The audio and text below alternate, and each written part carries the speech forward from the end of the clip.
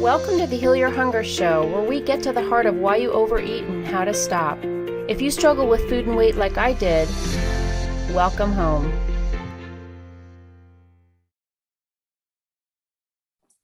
Welcome everybody to the Heal Your Hunger Show. So happy to have you here. It is a great day to be alive. The sun is shining. You know, we're entering summertime. It's awesome. Thanks for joining me here. And if you don't know yet, the Quit Sugar Challenge is right around the corner. And so if you're kind of sick of eating sugar and having it compromise your health and how you feel, join us, get support to quit sugar. We do it together and it's awesome and fun. So there's a class a day for 5 days, super, super inexpensive, and you get a ton of support. So go to quitsugarchallenge.com.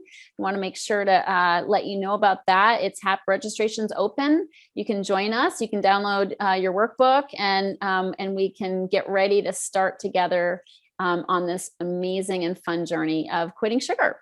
So quitsugarchallenge.com. And if you're here at the Heal Your Hunger Show for the first time, welcome. So glad you're here. This is where we talk about deeper issues regarding hunger and the underlying causes of weight struggles and food struggles. And you're going to love my guest today. And also, we're recording this in the Secret Sauce group. So if you want to be a part of the podcast live and be able to ask questions and comment and continue the conversation from my interviews, don't go it alone. Join us, get support, be a part of the Secret Sauce group. You just go to Facebook and type in the Secret Sauce to End Emotional Eating.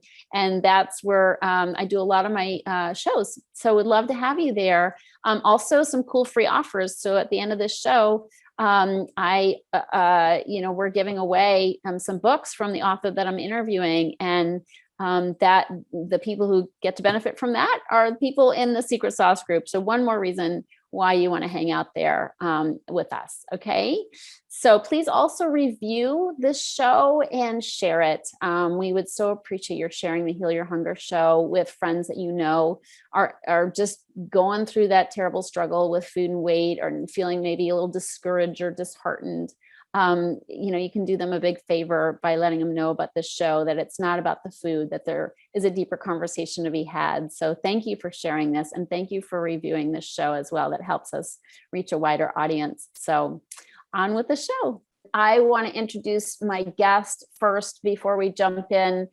David Bedrick is a teacher, process worker, attorney, and author of Talking Back to Dr. Phil, Alternatives to Mainstream Psychology and Revisioning Activism, bringing depth, dialogue, and diversity to individual and social change.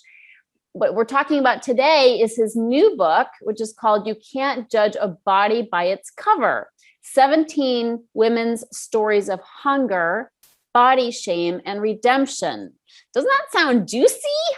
So he's also the founder of the Santa Fe Institute for Shame-Based Studies, where he teaches and works with individuals, coaches, and therapists around the world. So welcome, David. I'm so happy you're here. Thank you. Thank you for the work that you're doing in exploring hunger and being candid in your education of others. Oh, thank you so much. Yeah, it's definitely my life's calling. And so I'm very, very, very blessed to get to do it. So, and I'm sure you feel the same way. Mm-hmm. First of all, congratulations on your book. It's really impressive and so needed, so needed. So I'm going to just talk about a few things that you wrote in your preface, a few statistics, just to kind of get people ready for the conversation. 5% of women are successful at sustainably losing weight.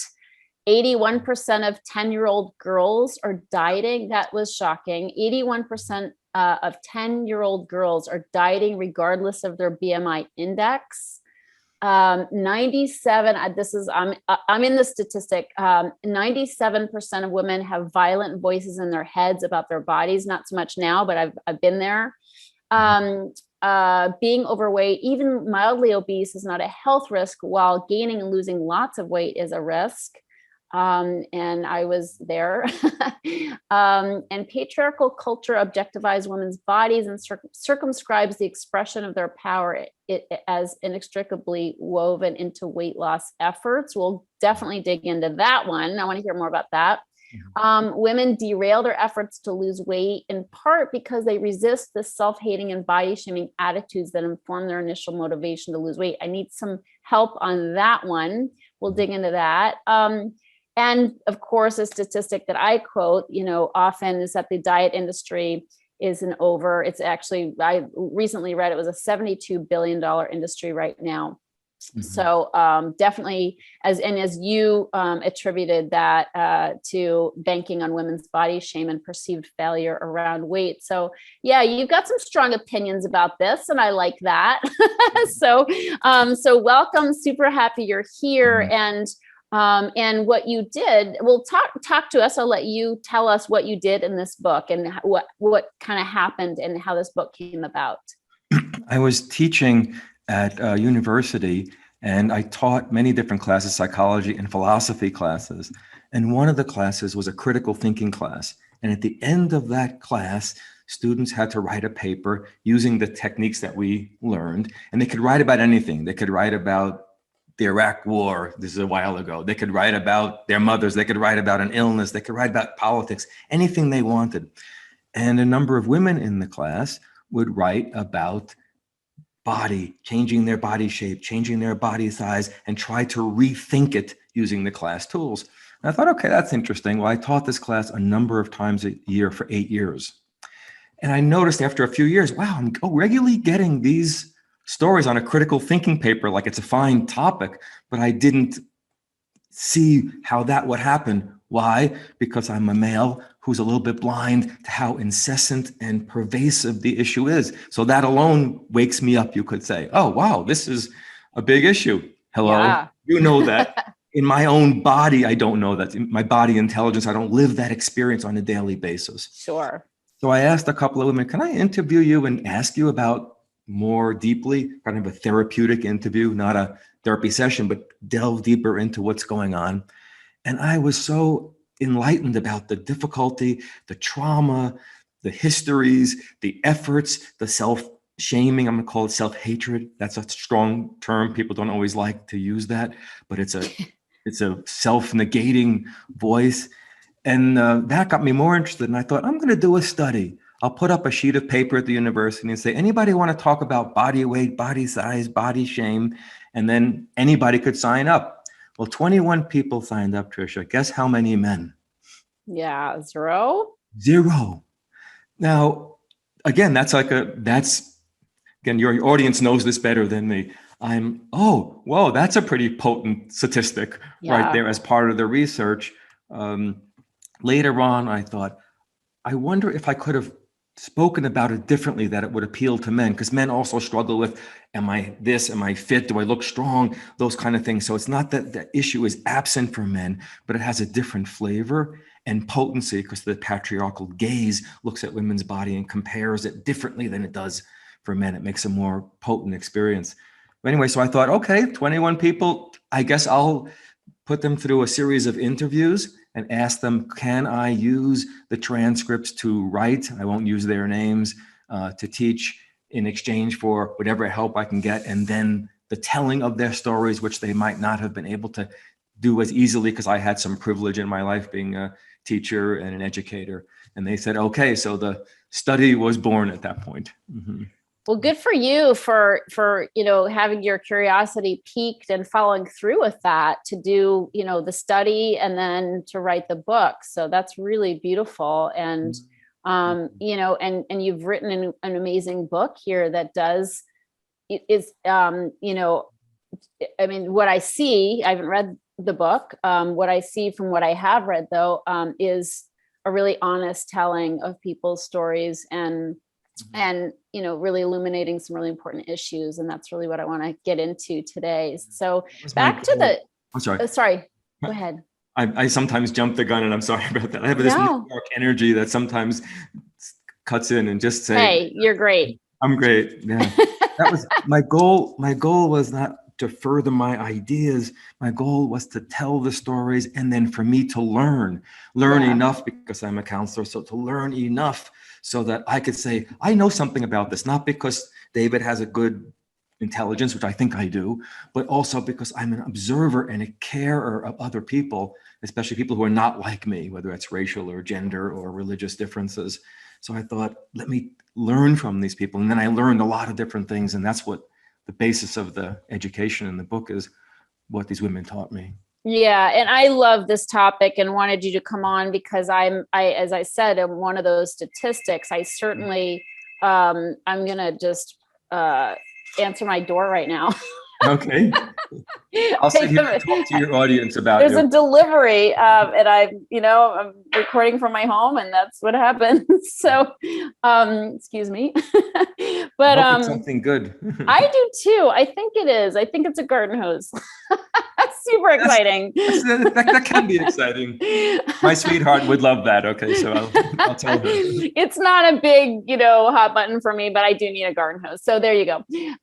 But anyway, as I was saying, this is important for me because I have certainly, and I love that you just, shine the light on the word self-hatred because, sometimes I'm reluctant to use that word too, for fear that people say, oh, I don't hate myself, defenses go up. Oh, I certainly don't hate myself. But, if I think if any of us are honest with ourselves, our thoughts are certainly self-hating, and you don't know this about me, but the people listening have probably heard it before. And I used to, I had a roll on my tummy. I still have a roll on my tummy, but was bigger back then because I was 50 pounds overweight, but I had this roll on my tummy. And as a kid, I would imagine cutting it off. And I thought to myself, it's just fat. And, sometimes my dad would cook a steak on the grill and there would be fat on the side of the steak that he would slice off. We actually would fight over who gets to chew on that fat. No joke. But anyway, but I thought, well, this is fat on my tummy. And if it's, maybe I can just slice it off the way you can slice fat off the side of a steak. And so, incredible. Yeah, that. And I've got 3 of them. Another one is I wanted to get a disease where I'd automatically lose weight without trying. Oh. That's pretty bizarre. And then I thought about going to the army where I'd be forced to exercise at boot camp because I hated to exercise because I was overweight and it was a bad, I was asthmatic too. So it was a bad experience. So, so those are my kind of examples of my violent self-hating thoughts about my body. And I know so many, so I talk to women every single day that experience that self-hatred and shame. So I'm glad you really did just call it what it is, because it's there's no sense in sugarcoating it. If we're going to find a solution for it, we got to name it first. Tricia, that's so powerful. I got to just say to you, because I don't know you and I don't know that part of your story.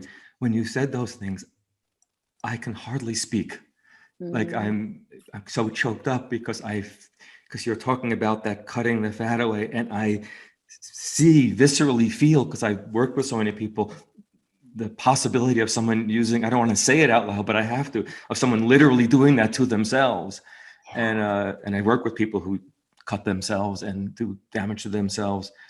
And it's just, wow. I just want to say it's really deeply moving to me, just so I don't leave the emotion out.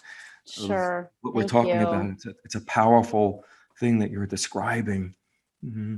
Yeah.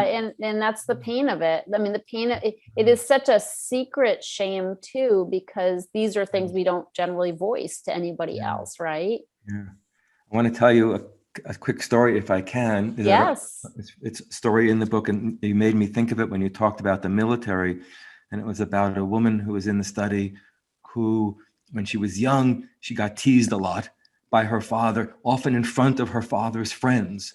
So that's a particularly shaming event. So it's not just like, you're chunky, why are you this way? Why are you that way? Oh, hey, chunky, he used to call her in front of other people. And of course, she didn't have at a young age the power to say, knock it off or whatever, or curse at him or run away or whatever. She just shrunk inside. Yeah. But she always was a bigger woman. She was bigger as a girl, broader in her shoulders. And she was a big person, meaning she had big agendas and goals for herself. She was a strong woman in many different ways. And when she was older, she entered the military. And it made me think of that and sort of thought, okay, I'll deal with my weight and get smaller, etc. And she told me this story of how when she was in the military, she would be able to do all the things the men could do. push these huge tires. I don't know what tire 25. I don't remember what these huge tires. Yeah. Run, do all the physical skills. But at the end of the day, they did something called tape testing. Now you can imagine what that means, right? They took a measuring tape, and she said, and they wrapped it around my belly and my butt. She said, she didn't say butt. She said another, but I'm being gentle. She wrapped it, and they said, you're too big. You have to go into this, what she called fat camp within the military. It wasn't about her ability. It was that she was too big as a woman. They didn't do that to men. They did this. And at night, now go to that, you're slicing something off for a disease. At night, she would take preparation H. Do you know what preparation H is? It's to shrink hemorrhoids. And she'd coat. It's so painful. It's easy to say, but the feeling, she would coat her thighs and her butt and wrap it in saran wrap and sleep like that, so that when she went for the tape testing, they wouldn't do that. So you think about even the sexism that enters the military, or that enter her life from her father. Yeah. And the way she looked at herself and the effort she went to. She also used amphetamines and did all kinds of other things to try to make herself smaller. But she wasn't smaller. She entered the military. When she was done with the military, she became a firewoman. She was big and strong. There was no reason to shrink her. She was an incredible woman. Yeah. Wow. What a story. Yeah. That's crazy. It's so crazy. So, so when you said, can you talk about that comment in your preface that was, women derail their efforts to lose weight because they resist the self-hating and body shaming attitudes? I would love to. Okay. I use stories a lot because the stories educated me. Hey, your book is all stories. We want to hear stories. it. Like I can tell you my ideas that I learned from that, but the stories are theirs, and let's hear it. Sharing. So a woman said to me that she had wanted to lose weight, that she also had some issues around health that came up around blood sugar, and that her grandmother was heavy, her mother was heavy, and she had been heavy and wanted to make herself smaller. How long have you been trying to do that? Over 2 decades, which means she's tried a lot of things. Now, once a person says they tried 1 or 2 things, I want to try a third. I think try the third. But if a person's tried 20 or 30 things, the 31st is probably not the issue anymore. Well, right? I appreciate you're saying that, because probably everybody listening is at least over 10. That's right. So at a certain point, I think this is not an issue of the right program. This is something deeper. So I said to her, let's talk about what happens when you go on a program. And she said, well, recently I decided I was going to drink more water, eat more salads, and the water would fill me up and I would need less. And I said, and then what happens? And then she smiles. And I said, why are you smiling? She said, as soon as that happens, I go to the store and I buy sweets, especially chocolate. And I said, chocolate? She says, yeah, and I don't even like chocolate. Wow. Okay, so now from conventional thinking, many people would think you're sabotaging yourself. Why? You don't even like it? At least eat potato chips if you like those. Then I could understand a little bit. What kind of psychology do you have where you derail yourself in that way? Does it seemingly makes no sense? But I think, Tricia, that people do things for deep reasons that are highly intelligent, that need to be discovered. So I said to her, can we do a little role play? She says, okay. I said, I'm going to tell you, drink more water, eat more salads. That's her program. And I want you to argue for eating chocolate. She says, well, why would I do that? Chocolate's bad. It's hurting me. I said, argue for it with the strength that you have in you when you go to the store and get it anyway. She says, okay. Yeah. I say, drink more water. She says, I'm going to eat chocolate. I said, you can't. Chocolate's bad for you. It's dumb. Drink more water, eat more salads. And she says, I'm going to go to the store and just get a little bit of sweets and a little bit of chocolate. I said, you don't even like chocolate. She says, I know, but I'm going to eat chocolate anyway. And as we're going, the dialogue's getting more serious. And I said, look, this is serious. You got health issues. You got to stop eating the chocolate. And she looks at me and she says, no, like that. And I thought, now we're real. I don't know what we're doing yet, but now she's entered. She's like, no. And I said, what do you mean, no? And she starts getting teary. What's happening? She said, I never get to say no, ever. I'm a single mom. You bring in the gender issues. The father's not there. I don't want to say no to my kids because I'm the one caring for them. I can't say no to at work easily because I'm supporting my family by myself. So you think about the gender issues for her as a woman, as a mother. And then the saying no, which many women, you know better than me, are enculturated to be more pleasing and accommodating. Absolutely. She has this no in her. And she does this something that sounds crazy, but look at the intelligence, I'm calling it intelligence, quote unquote, of her system. I'm going to design a program for me, and I'm going to say no and practice saying no to what people think I should do, how people think I should shrink, how men think I should look. And I'm going to resist that. So she needed help, not with what to eat. She needed help empowering herself to say no more in the world. That's what she's telling me. Help me say no, David. Don't take away my food. Help me say no. I'm looking for my strength and my resistance to the world, not my petiteness.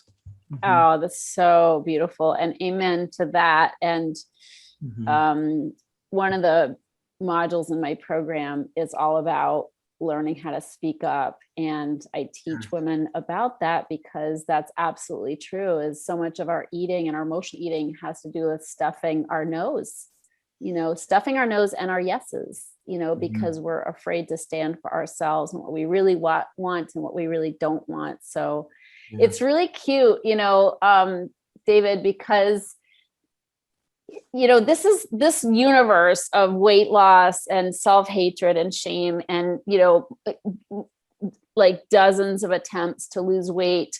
It's so much for the people listening. And for me, it's the world we live in. For women, it's like, this is just the way it is.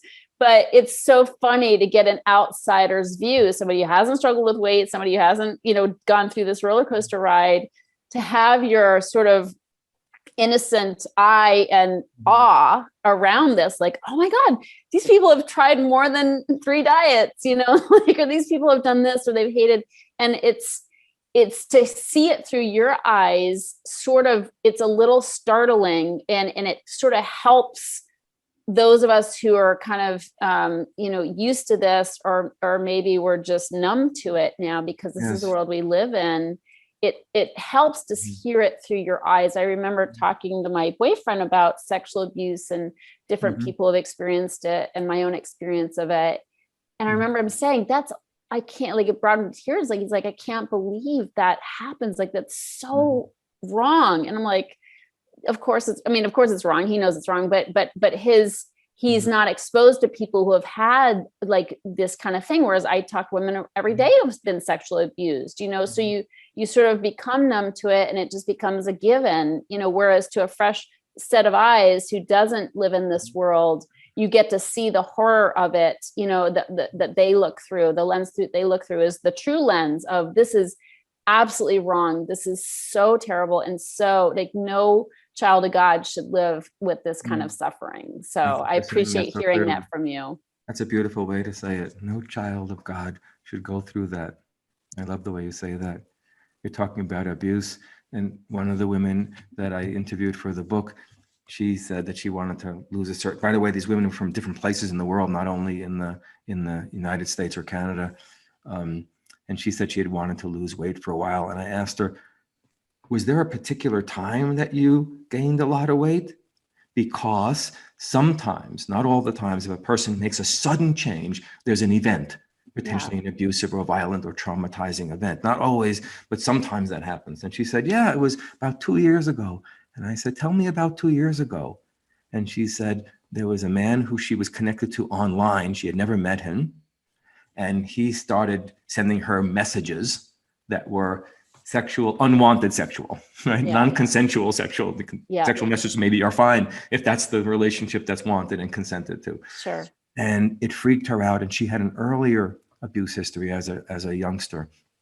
So those messages started coming in and she didn't know what to do with them. And then things arrived at her door from this man. So now she thought he knows where I live and is telling me that.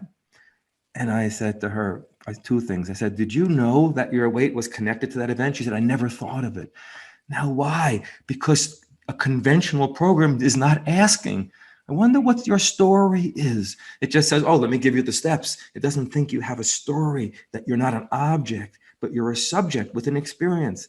So she said to me, I said, what, can you tell me some of the words that he said to you that were so powerful? And her eyes got glazy and she said, my hands are getting numb. Mm. And I said, oh, can you put your hands together and feel them? Some people can't see, I'm touching my hands like I'm rubbing them, trying to help her connect with her body, a somatic experience so she can ground herself. And she said, my legs are getting numb. Oh, wow. My idea didn't help. Not a bad idea, what I was suggesting. It didn't help. She's disappearing. She's in a trauma experience. So I said, if you could do anything that would make you feel safer and better or easier, anything. And she said, I think I would get into bed and go under the covers. I said, do you want to leave our time together? Or we were on a video, or do you want to talk about imagining doing that? I said, either way is good. Why am I saying either way? Because she has to be able to be in control of that moment. Everything. Yeah. If she says, I don't want to continue talking to you, that has to be respected 100% because I shouldn't be pushing her in any way. Can you follow? Otherwise, I'm recreating. I'm a person, I'm a male person, pushing her against her, what she doesn't want to do. Right. That's such a painful thing to say out loud, but that's such an important moment. So she said, no, I would consider doing that in my imagination. I said, okay. She says, I'm getting into bed. I'm putting myself under the covers in my imagination. I said, how's that feel? And she, by the way, this could be triggering for some. So I just want to tell people if they need to sit or touch themselves on their arms or hold themselves, just take care of people, take care of yourselves around stories because they bring up our own stories. Yeah. And she said, I said, how is it for you now? She said, I'm naked. I said, do you want to be naked? No. What would you put on? I'd put on a pair of sweatpants and a sweatshirt. And go ahead in my imagination, put on the sweatpants and sweatshirt. I said, how do you feel now? Still not good. I said, what would you do? She said, I want to put on 2 more sweatshirts and 2 more sweatpants. Now, listen to the story she's saying to me that you, as you said, other women would know me. I'm like, oh my gosh, she's showing me what her body is doing. Her body is saying, I need layers of protection in myself, given what's happening inside, and to be in the world. Please put multiple layers on. And her body had done just that. Yeah. Now, if I don't understand that and hear her story, then I don't think there's an intelligent woman doing, and meaning a body intelligence, doing something that she needs to do. I'm thinking, why can't you lose weight? You should be doing this. What's wrong with you? Right? That kind of shaming idea. But she's saying to me, David, I don't need help with food like the other woman. I need help with my sense of safety and help me process a trauma, she's saying to me. Now, that's a big world of difference if I say, you should lose weight. And a voice that she has in her head, not just, and in the culture, you should lose weight. Look at you, you're this much heavy. How are you going to be attractive to anybody? That's one kind of voice I'm dramatizing, but it's in her head versus, I want to know your story. Oh, you were hurt, you need safety. Let me help you with that. I understand why you would need safety. I understand why the layers of your body would be protective of you. How smart that your body is helping you do that. Mm-hmm. Yeah, beautiful story. And so, oh my gosh, so common for sure to have that response to any kind of abuse, but especially sexual abuse, to want to cover up our bodies. It's certainly a response I had as well. And, you know, it's really, it's kind of crazy. And something I tell people often, because we get sucked into that whole weight loss narrative of, I got to lose weight. I got to get this weight off. I got to go, is it the intermittent fasting diet? Is it the keto diet? Is it this or that? It's all about the diet. And I tell people, the reason why diets fail is because we want to be thin. And I have to tell you, I grew up making it was a, you go to a birthday party and you get to make a wish when you blow out the candles, or you go into a train trellis and you get to make a wish. I mean, all these places you get to make a wish. My wish was always to lose weight. It was to lose weight and have a boyfriend. So that was my whole childhood. Right? Which the psychology of it, the culture of it says those are related. Right? Exactly. So my wish is always to lose weight. But the thing is that I tell people is that, losing weight, like we've all lost tons of pounds, like hundreds of pounds, typically, after several diets, we've lost a lot of weight. but we always put it on. Like I wanted to be in a thin body, but I couldn't handle being in a thin body. And Wow. this speaks to what you're talking about, is the safety issue. If food is serving me, if weight is serving me to make me feel safe, it's not so easy as just going on a diet, because then how will you feel safe? And I think that's the missing piece. People don't realize you have to have new tools and new ways of getting along in life in ways that the food was serving. You have to find a replacement. Otherwise, you'll be right back to the food, because that's your number one coping tool. Yeah, that's beautifully said.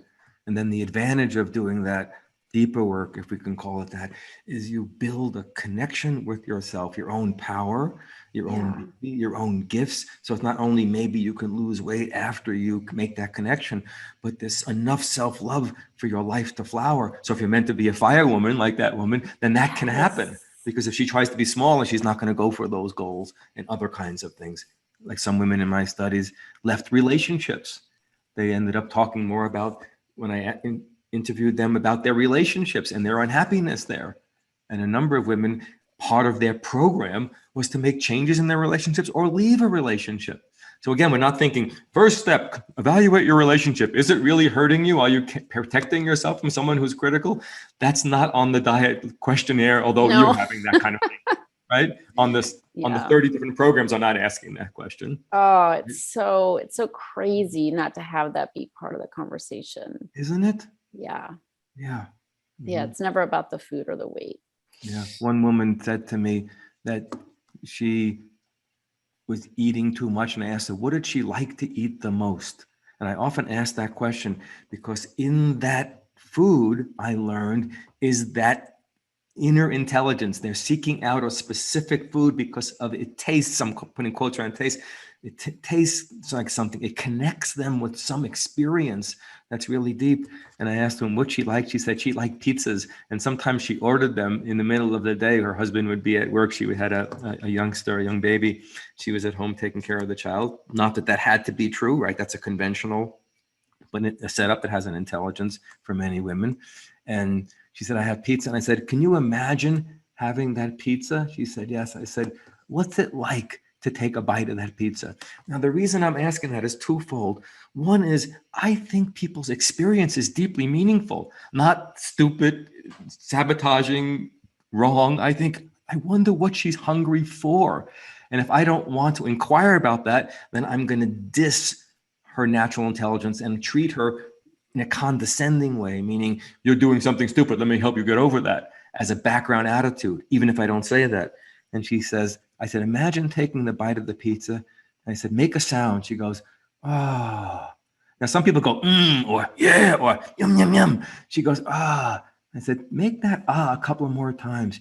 Ah, and her shoulders sink down. What's happening? She says, I feel so at ease and so peaceful. I said, tell me about feeling peaceful.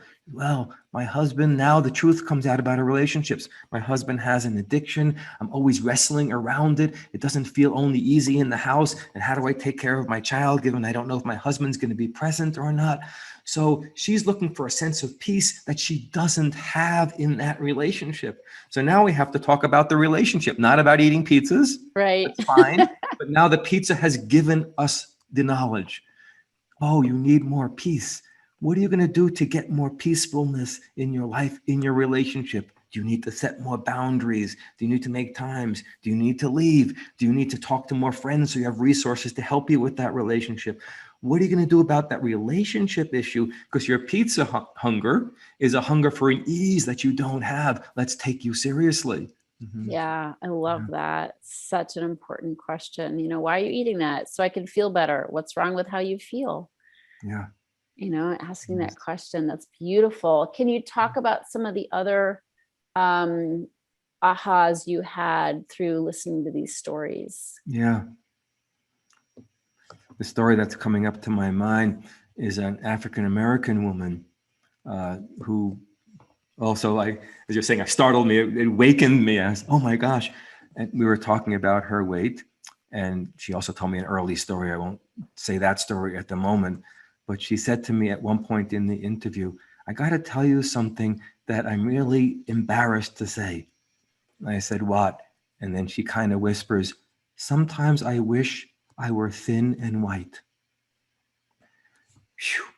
That alone makes me teary, because it'd be like me saying, I wish I wasn't who I am, right? Yeah. And like you were saying, so it's just like, oh my gosh. And then because I do a lot of racial justice writing and work, it just pained me that she would have that idea. Now, she was very awake around that. She wasn't thinking that's a good thing. She was very aware that internalized racism and sexism, that meaning she has a view of herself that's hateful, shameful, unfriendly. And because, again, that I believe people's intelligence, I said, what would be so good in your mind about being thin and white? And she said, people would open doors for me. Mm-hmm. I don't mean only literal doors. I mean opportunities. Sure. Now, she's not saying that if you're thin and white, everything is easy, right? She's just talking about her own inner experience, the projection in part, but also real, that some people based on color are looked at as less beautiful, etc. And I said, anything else that would be good about being thin and white?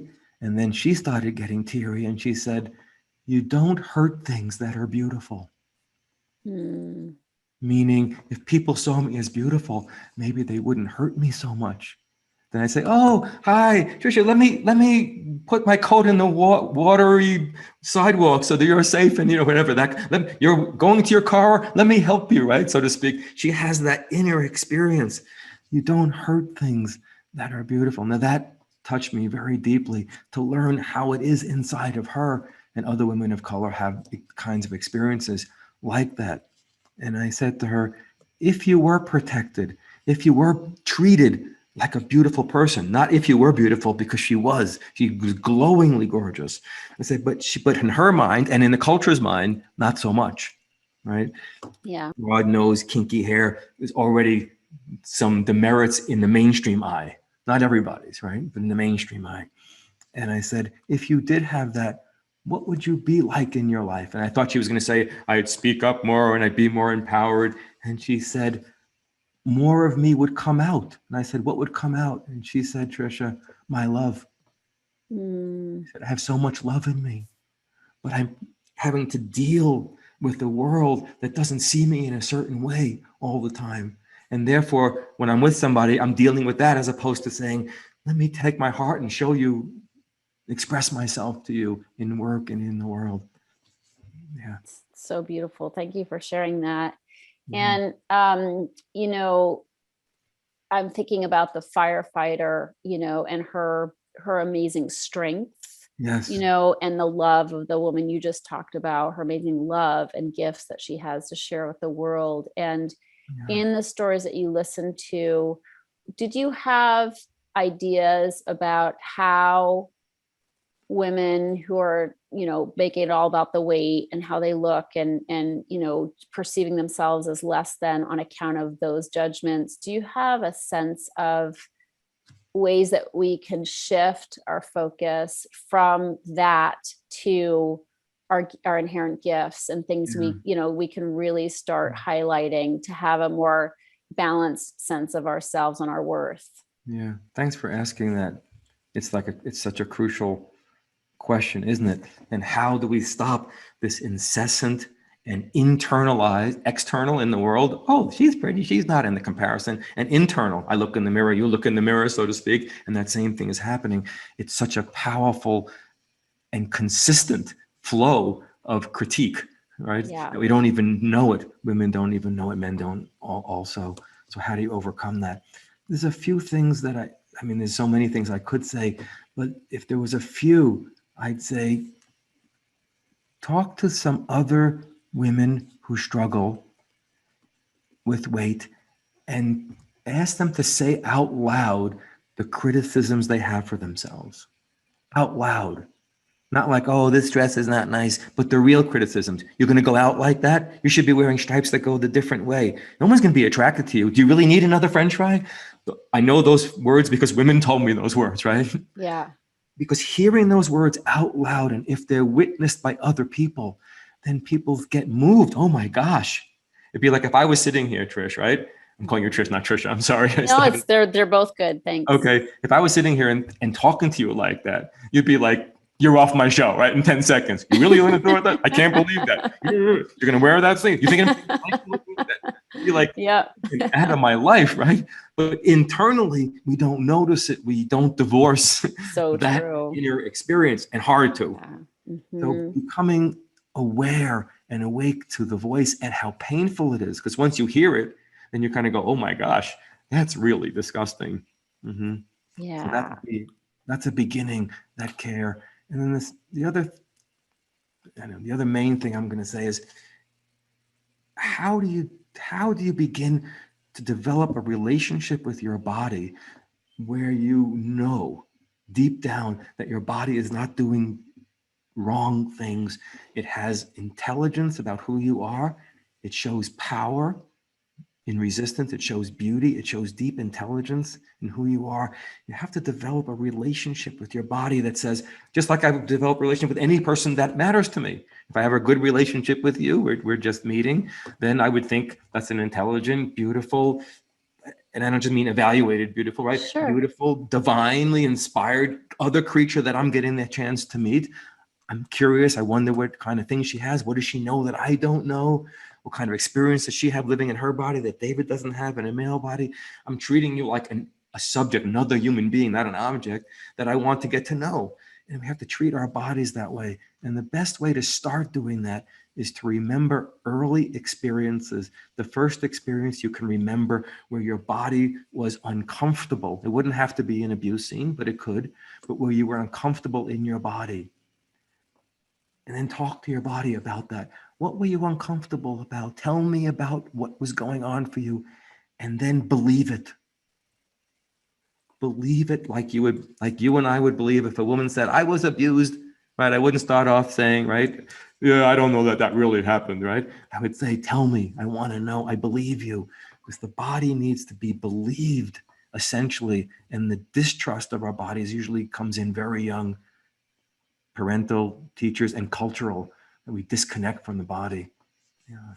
I love that. I love that, because we are so invalidated and invalidating of ourselves and our experiences, so thank you for sharing that. This has been such a beautiful conversation and very thought-provoking one. So thanks for bringing your heart and your experiences through this work in this new book. And for anybody listening in the Secret Sauce group, please be sure to comment and let's have a conversation around this. What types of things do you feel like, you were saying to your body, and what kinds of experiences? Perhaps you don't have to go into detail, but we all have very similar childhood experiences, of either trauma or just something, something being said about our weight. I mean, let's start there. Like who said something about your weight? Who made fun of you or whatever? Yes. What experience did you have where you just all of a sudden thought the way you were was not okay? We can start with that conversation. So David, thanks so much for being here. And it's really an amazing, thing that you've done to write this book. So thank you again for that. Again, for people who are listening, the book is called You Can't Judge a Book by Its Cover, 17 Women's Stories of Hunger, Body, Shame, and Redemption. And I assume they can get that on Amazon and other places. Yeah, anywhere. But it's You Can't Judge a Body by its cover. But I understand why you said book by accident, because did I say book? I'm sorry, a body by its cover.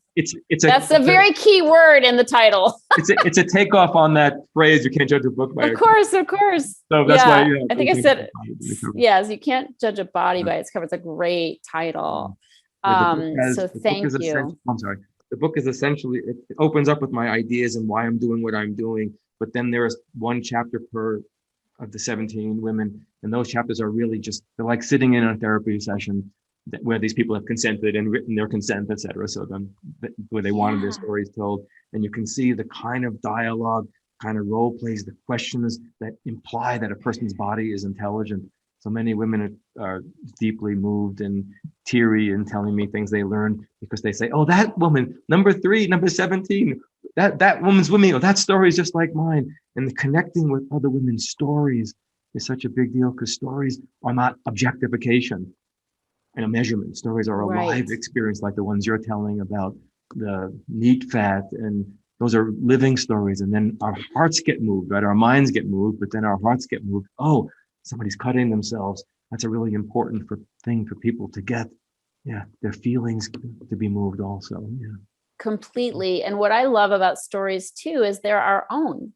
Yeah. You know, nobody can tell them that they're wrong. You know, they're our own. And I like personally, you know, my work is all, you know, if people listen to my show, they know I talk always from my personal experiences of things. Cause first of all, like you just said, it gets us into I'm going to translate as gets us into our hearts and out of our heads, you know, when we're talking from our personal experience. And I think that's a better place. That's where change can take place, is when, you know, our guard is down and we're open to what's going on in our hearts. And I think our personal experiences help get us there. So, and hearing others as well, because others' experiences personally from their own hearts connects with what's in our hearts. Yeah.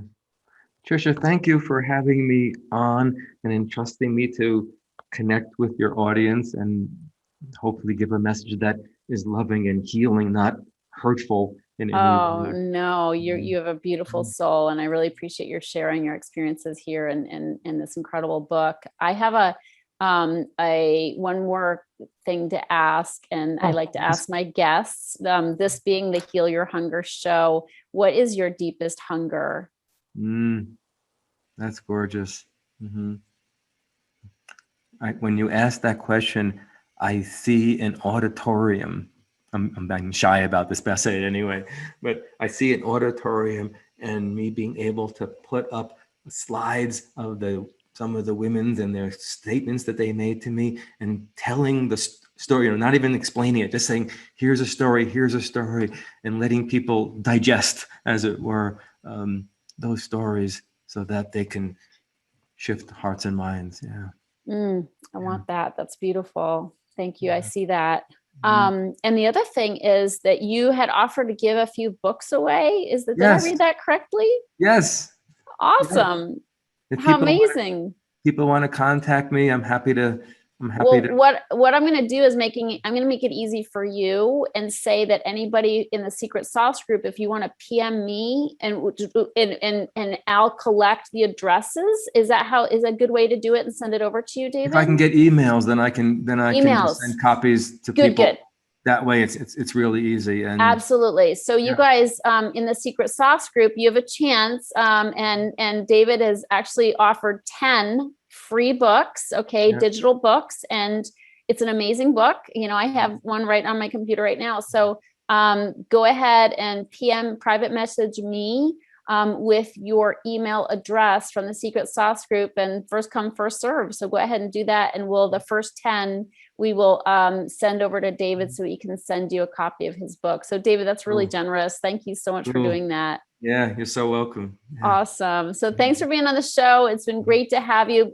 Everybody, please share this show and let other people know, you know, that they can access this amazing information through the Heal Your Hunger show and David's book, and please rate or review the show as well, so more people can find out about it. And thank you so much, David. It's really been an amazing experience to be here with you today. So welcome, Tricia. Yeah. Thanks, everybody. If you enjoyed this podcast and want to get free support, insider health info, exclusive invites to events, and more, visit healyourhunger.com.